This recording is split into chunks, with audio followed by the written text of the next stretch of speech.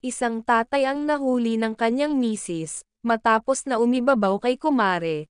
Habang isinasagawa nila ang kanilang ginagawa, ay hindi nila namalayan na umaakyat paitaas ang mismong asawa ng lalaking nakapatong.